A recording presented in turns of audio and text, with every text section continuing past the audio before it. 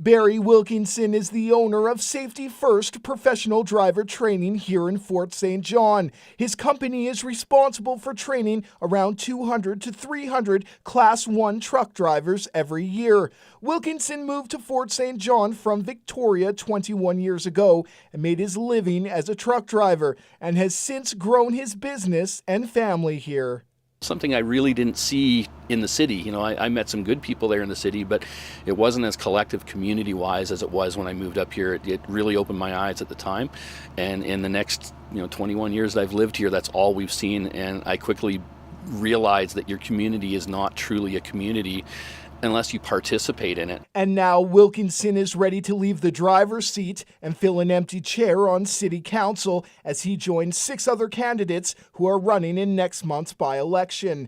Wilkinson says he's had an interest in politics that began in high school, and his family has been actively involved in politics here in Fort St. John. Earlier in May, Wilkinson volunteered to help Dan Davies run in the provincial election. They've got to make decisions that don't work for every single person, but they work for a community, a province, or a country. And those decisions have to be made. I'm not afraid to be a part of making those decisions, but I do want to try and represent as many people as I can in the city. I want to make sure that everybody gets their fair voice heard. But beyond that, we can't have a country, province, or city as good as we've got here without people participating in politics. And that's what I've always done. You're right, it's from the background before, participating in helping with elections, helping people that I can stand behind, but now it's time to put my hat in the ring and do the same thing.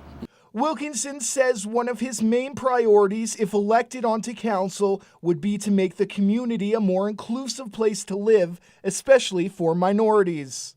The unrepresented ethnic communities around here are really what my drive is for the city if I get elected. I would really like to see a lot of our ethnic communities become a firmer part of our community, a little bit more accepted.